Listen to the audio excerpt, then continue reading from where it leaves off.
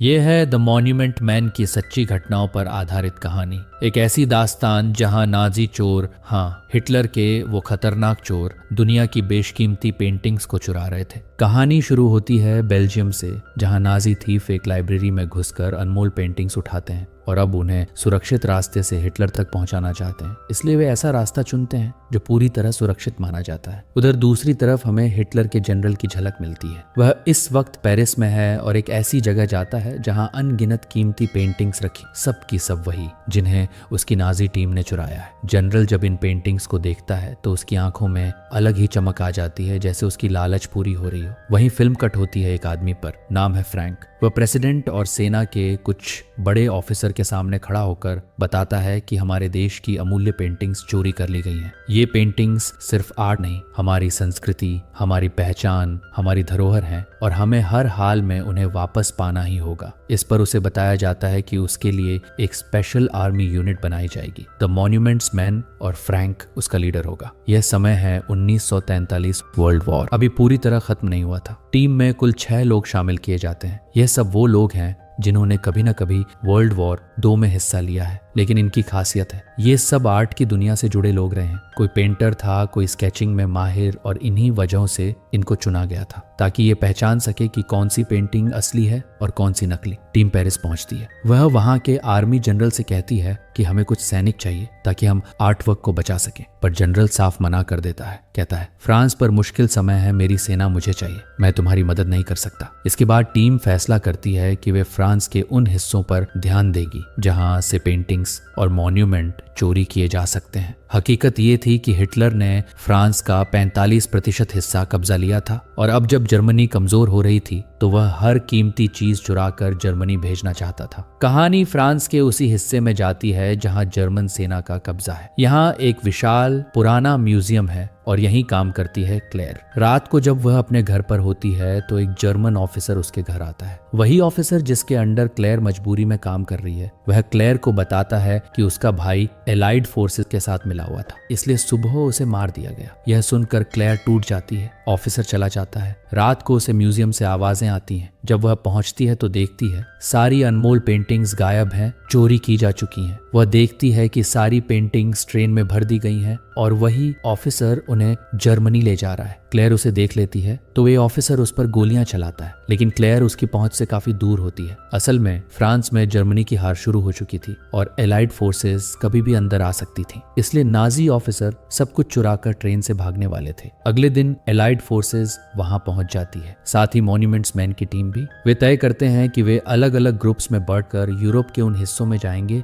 जहां जर्मन सेना का कब्जा है, जहां से वे कीमती चीजें चुरा सकती हैं। साथ ही ये भी निर्णय होता है कि टीम के 2 लोगों को जर्मनी भेजा जाएगा क्योंकि काफी सामान जर्मनी पहुंचाया जा चुका है और अगर उन्हें वापस पाना है तो वहीं जाकर तलाश करनी होगी। जर्मनी में इस वक्त एलाइड फोर्सेस मौजूद हैं, इसलिए वे वहां जाकर जांच कर सकते हैं। लेकिन टीम का एक ऑफिसर जेम्स कहता है, मैं यहाँ रुकूंगा, मैं किसी को जानता हूँ जो म्यूजियम में काम करता है, वह हमें असली जानकारी दे सकता है। बाकी सभी जर्मनी निकल जाते हैं। जेम्स अपने दोस्त से मिलता है और वह क्लेयर के बारे में बताता है। क्लेयर तुम्हें बहुत कुछ बता सकती है। जेम्स क्लेयर से मिलने पहुंचता है जो इस वक्त जेल में बंद है। ऑफिसर को लगता था कि क्लेयर ने चोरों का साथ दिया क्योंकि वह भी उसी म्यूजियम में काम करती थी, लेकिन जेम्स उसे पहले से जानता है। क्लेयर खुद भी एक आर्मी सोल्जर रह चुकी है। जेम्स के कहने पर क्लेयर को रिहा कर दिया जाता है। दूसरी तरफ मॉन्यूमेंट्स मैन की टीम में से एक ऑफिसर कर्नल के पास पहुंचता है और कहता है, मैं ब्रूस जाना चाहता हूँ, वहाँ एक बेशकीमती स्कल्पचर है, मैडोना एंड चाइल्ड। मैं उसे किसी भी हालत में बचाना चाहता हूँ वरना जर्मन उसे ले जाएंगे। ब्रूस एक ऐसा शहर था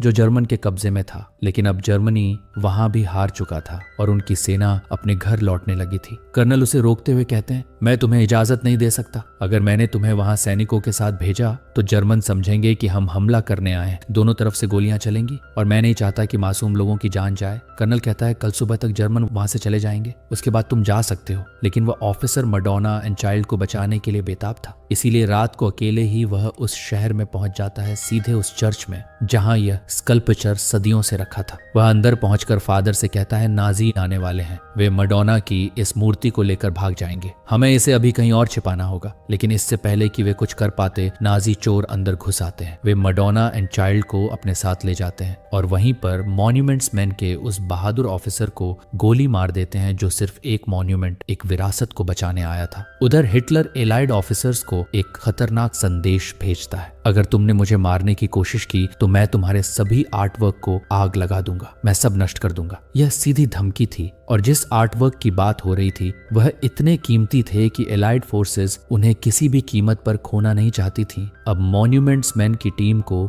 बेहद सावधान होकर आगे बढ़ना था क्योंकि पूरी जिम्मेदारी इन्हीं के कंधों पर थी। अब कहानी जर्मनी में चल रही मॉन्यूमेंट्स मैन की 3 सदस्यों पर कट होती है। इनमें से एक ऑफिसर के दांत में तेज दर्द होता है और वे डेंटिस्ट के पास जाते हैं। डेंटिस्ट बताता है मेरा भी एक नेफ्यू था जो इसी तरह के आर्टवर्क के लिए 2 साल पेरिस में रहा। अब वह जर्मनी में किसान है। टीम के तीनों लोग उसके घर जाते हैं ताकि उससे कुछ जानकारी मिल सके, लेकिन जब वे उसके घर पहुंचते हैं सच्चाई खुलती है। यह किसान असल में वही नाजी ऑफिसर होता है जिसने पेरिस के म्यूजियम से सारी पेंटिंग्स ट्रेन में भरकर जर्मनी पहुंचाई थी और जिसने क्लेयर पर उसी रात गोलियां चलाई थी। उसके घर दीवारों पर लगी शानदार पेंटिंग्स देखकर तीनों को यकीन हो जाता है ये वही चोरी की कलाकृतियां हैं। नाजी ऑफिसर भेस बदलकर किसान बना हुआ था। वह कहता है मुझे ये पेंटिंग्स गिफ्ट में मिली हैं। कहानी तब मोड़ लेती है जब उनमें से एक ऑफिसर हिटलर के बारे में बात करते करते कह देता है हिटलर की जय हो। यह सुनते ही किसान के बच्चे सावधान खड़े होकर चिल्लाते हैं हिटलर की जय हो। बस मॉन्यूमेंट्स टीम को सब समझ आ जाता है, उसे तुरंत गिरफ्तार कर लिया जाता है। उधर जर्मनी में इनके 2 साथी पेंटिंग्स खोजने की कोशिश कर रहे होते हैं, लेकिन अचानक उन्हें गोलियां लग जाती हैं। वहां कोई मदद नहीं मिलती और उनमें से एक की मौत हो जाती है। टीम अब 2 साथियों को खो चुकी थी, लेकिन उनका इरादा पहले से ज्यादा मजबूत था। अब वे हर हाल में सभी पेंटिंग्स ढूंढना चाहते थे। वे पहले ही उन सभी स्थानों की तलाशी ले चुके थे जहां से उम्मीद थी, लेकिन कहीं सफलता नहीं मिली। फिर उन्हें वह नक्शा याद आता है जो पेरिस वाले नाजी ऑफिसर के घर से मिला था। उस नक्शे पर कई जगह मार्क की गई थी। उनके साथ जो लड़का था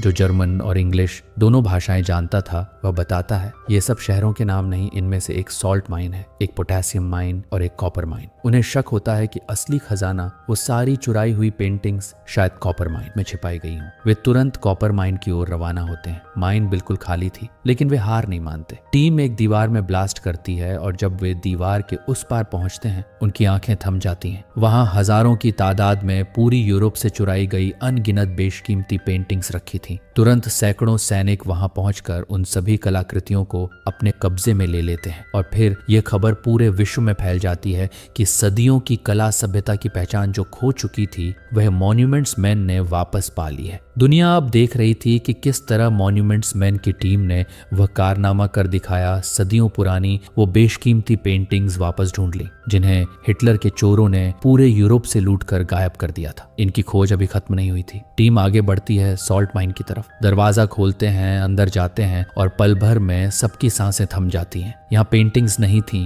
यहाँ खजाना था। ऐसा खजाना जो सैकड़ों टन में था, सोना, कीमती सामान और वो सब कुछ जो हिटलर ने अपने लिए इकट्ठा किया था। टीम समझ जाती है कि उन्होंने हिटलर का लगभग पूरा खजाना ढूंढ लिया, लेकिन उनका काम अभी पूरा नहीं हुआ था। उन्हें बाकी पेंटिंग्स भी ढूंढनी थी। टीम दूसरी माइन में पहुंचती है। यहाँ उन्हें सिर्फ राख मिलती है। नाजी चोर सारी पेंटिंग्स जला चुके थे क्योंकि उन पर यूरोप का आर्टवर्क चुराने का इल्जाम था और वे अपने खिलाफ एक भी सबूत नहीं छोड़ना चाहते थे। लेकिन मॉन्यूमेंट्स मैन जानते थे अभी भी बहुत सी पेंटिंग्स कहीं ना कहीं छिपी हैं और सबसे जरूरी मैडोना एंड चाइल्ड का वो पवित्र स्टैचू जिसे वे चर्च से लूट कर ले गए थे। खोज जारी रहती है और इसी दौरान इनके एक साथी का पैर लैंडमाइन पर पड़ जाता है। अगर वह पैर हटाए तो ब्लास्ट, पूरा माहौल सांस रोके खड़ा होता है। लेकिन मॉन्यूमेंट्स मैन चतुराई से उस माइन के ऊपर एक बड़ा पत्थर रख देते हैं जिससे उनके साथी की जान बच जाती है। टीम आगे बढ़ती है और एक चर्च में पहुंचती है जहां उन्हें कई पेंटिंग्स मिलती हैं, पर मैडोना एंड चाइल्ड अभी भी गायब है। एक एक करके वे अलग अलग चर्चों में जाते हैं। उन्हें वहां अनगिनत आर्ट वर्क और कुछ जगह छिपाया गया खजाना भी मिल जाता है, लेकिन वह मूर्ति जिसकी उन्हें सबसे ज्यादा तलाश थी अब भी नहीं मिलती। फिर आखिरकार वे अपनी यात्रा की अंतिम बची माइन में प्रवेश करते हैं और अंदर एक कोने में कपड़े में लिपटी हुई मैडोना एंड चाइल्ड की वह बेशकीमती मूर्ति रखी मिलती है। उसे देखकर पूरी टीम की आंखें चमक उठती हैं। वो जानते थे यह सिर्फ एक मूर्ति नहीं, यह सभ्यता की सांस थी। वे इस पवित्र स्टैचू समेत सारा आर्टवर्क लेकर माइन से बाहर निकलते हैं और जैसे ही वे वहां से निकलते हैं रूसी सैनिक वहां पहुंच जाते हैं। रशियन फौज भी इन्हीं कलाकृतियों की तलाश में थी, लेकिन जब वे अमेरिकी झंडा देखते हैं तो समझ जाते हैं कि अमेरिकन सोल्जर्स यह ऐतिहासिक काम पहले ही पूरा कर चुके हैं। ये दुनिया के इतिहास का ऐसा अध्याय था जिसे कोई भी कभी नहीं भूल पाया। इसके बाद हर एक वस्तु, हर कला का टुकड़ा, हर कीमती धरोहर उसे उसकी असली जगह पर वापस पहुंचा दिया गया। साल बीतते हैं और 1977 आता है। फ्रैंक मंच पर खड़ा होकर अपनी स्पीच में बताता है उन्होंने 300 ट्रॉली कार्स, 3 मिलियन किताबें, हजारों धार्मिक ग्रंथ और कुल मिलाकर 50 लाख चीजें वापस हासिल की थी। वो सब कलाकृतियां, वो सब निशानियां आज भी दुनिया भर के लोग देखने आते हैं। और यहीं खत्म होती है फिल्म द मॉन्यूमेंट्स मैन की पूरी कहानी। अगर आपको यह कहानी पसंद आई हो तो वीडियो को लाइक करें, चैनल को सब्सक्राइब करें और कमेंट में बताएं अगली कहानी कौन सी देखना चाहेंगे। मिलते हैं अगली रोमांचक कहानी में। धन्यवाद।